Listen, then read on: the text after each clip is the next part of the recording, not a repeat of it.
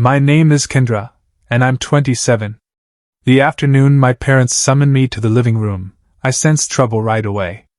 They spoke in that cautious, measured voice, the kind reserved for moments when they'd already mapped out my path and were merely delivering the verdict.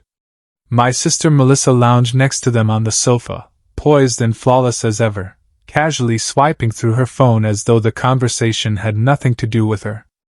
I remained standing, arms folded tightly, bracing for the inevitable side-by-side judgment. They got straight to the point. Dad cleared his throat and explained that they wanted to give both daughters a solid foundation for the future.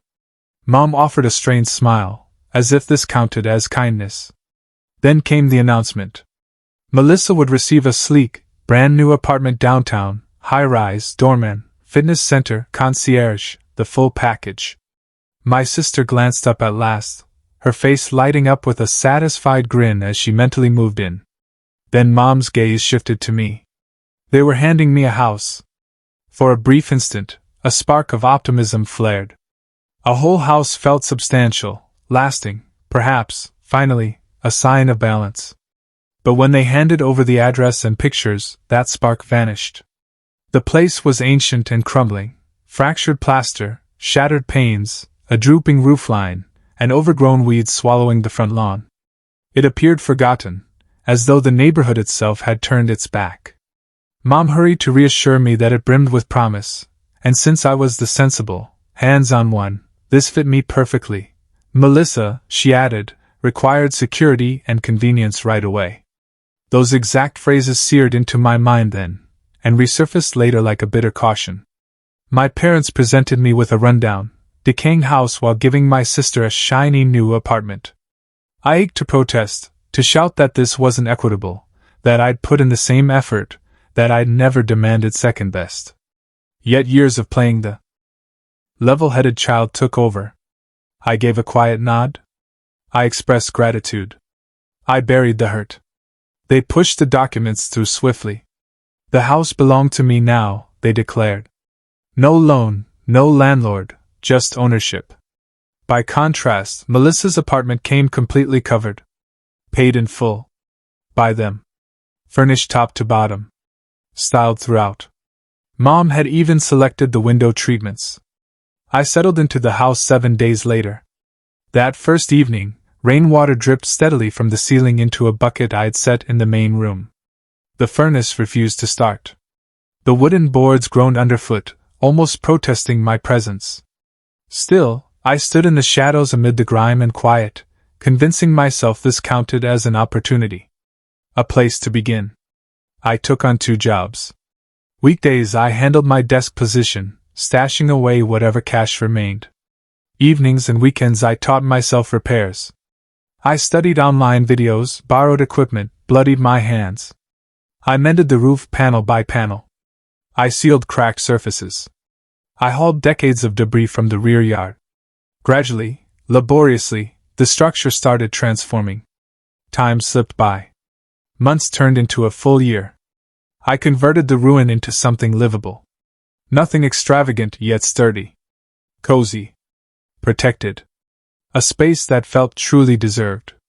I set out a modest garden behind it. I sanded and stained the flooring on my own. I even constructed a small sun porch where the rotting veranda once stood. That's when my parents requested a tour. Mom stepped across the threshold and halted. Her gaze swept over the fresh paint, the bright light streaming through replaced glass. Her mouth opened, not with admiration, but with quiet assessment. Dad remained silent, his expression rigid. Melissa stayed absent, though her shadow loomed anyway. I could practically hear her tone already. When Mom finally spoke, the statement struck hard. Seeing my transformation, she declared, "We're reclaiming this house. It's going to your sister now. You've got 48 hours to vacate." I waited for the joke that never arrived.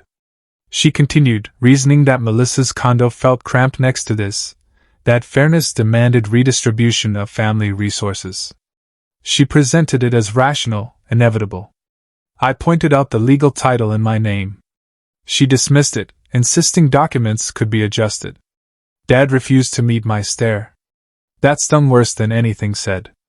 48 hours later, Melissa appeared. She pulled up with packing crates. A moving van angled awkwardly in the driveway. Assurance radiated from her every movement. She was already planning furniture placement and wall colors. Then she entered completely and froze. Every trace of color fled her cheeks. The smirk dissolved. Her gaze flicked across the rooms, the trim, the light, like she'd stumbled upon something unforeseen. That instant carried another phrase that would later carve itself deep. When my sister stepped inside with her belongings, her expression went ashen at the sight before her. Because what greeted her wasn't merely an attractive residence. It was something beyond her reach. Something she could never seize. Something rooted far deeper than plaster and flooring, in the soil itself. And none of them had yet grasped the real secret of that property, or why assigning me this worn-out wreck turned out to be their irreversible error. That marked the true turning point. Melissa remained rooted in place, cartons only partially removed. Her certainty melted as she absorbed every detail around her. Mom interpreted the quiet as wonder and beamed, already envisioning this as Melissa's prize. Dad coughed and reiterated the 2-day deadline, as though insistence could legitimize it. I offered no resistance. No tears. I simply met Melissa's eyes as she finally asked, bewildered, why I looked so calm. Because right then it hit me, none of them had bothered to investigate the critical detail. They'd fixated so completely on the building that they overlooked what lay underneath. When they'd passed me the documents a year before, I'd studied them thoroughly. Line by line. Every stipulation. The structure itself had been deemed valueless, a burden they gladly offloaded. But the parcel? The parcel had stayed fully in my name. It held unique status. Classified under an unusual zoning designation compared to neighboring lots. Protected by old grandfathered mixed-use rules from generations past. While they busied themselves decorating Melissa's unit, I quietly sought legal advice. Not to challenge them, but to clarify my exact holdings. And those holdings extended well beyond a refurbished dwelling. I possessed ground that a major builder had quietly pursued for a long time. That explained the conditional purchase agreement I'd entered 3 months prior. The firm had zero interest in the structure. Their focus was the lot. Its position. Its frontage. Its entitlements. The terms were straightforward. Once the improvements satisfied building regulations, the transaction would close. That milestone arrived just days earlier. Funds sat waiting in trust. So when Mom repeated that they were reclaiming the property, I asked evenly how they intended to proceed. She retorted that parents don't require approval, that this was family. That's when I retrieved the binder, title record, zoning documentation, purchase commitment, and set it softly on the counter I tiled myself. A heavy hush descended. Dad reached for the pages first. His fingers trembled as he scanned. Mom peered across, her features hardening with each paragraph. Melissa edged nearer, entitlement giving way to alarm as the realization struck. This concerned far more than square footage and decor. I explained everything deliberately, precisely, leaving no room for confusion. The dwelling belonged to me legally. The ground belonged to me legally. And within 14 days either would remain mine, not because I was returning it to Melissa or to them, but because I was transferring it to buyers who recognized its true worth. Mom's tone faltered. She demanded the figure. I stated it plainly. She swayed, almost collapsing. The sum exceeded the price of Melissa's condo, surpassed anything they'd budgeted for me, outstripped what they could possibly counter. Melissa burst into tears, protesting that she'd already informed everyone about the move, that this was meant for her. I replied softly that it had never been intended for her. Another bitter phrase resurfaced in my thoughts. My parents handed me a crumbling, neglected house and my sister a pristine new apartment, unaware of the land's real owner. They'd dismissed it as worthless and passed me the worthless part, blind to the fact they'd delivered the true treasure beneath.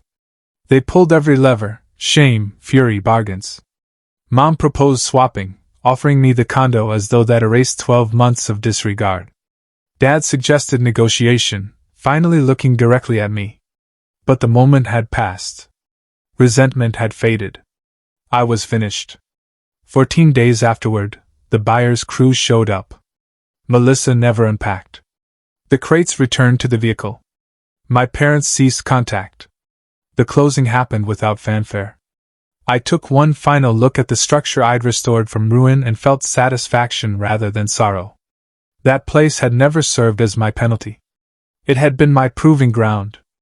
With the proceeds, I purchased a home entirely on my own conditions. Free of rivalry. Free of bias. Simply calm. Some time later, word reached me that Melissa's apartment had been sold. My parents required the cash. Strange how equilibrium arrives eventually. I share this because tales like mine rarely begin with vengeance. They begin with being undervalued. If anyone has ever received less, been urged to settle for leftovers, or been instructed to feel thankful for imbalance, hold this close. Occasionally, the very thing they scorn carries greater strength than they ever dreamed possible. Don't forget to like, subscribe, and hit that bell icon so you never miss a twist. Stay tuned to Reddit Tales Times for your daily dose of drama, laughs, and unbelievable stories.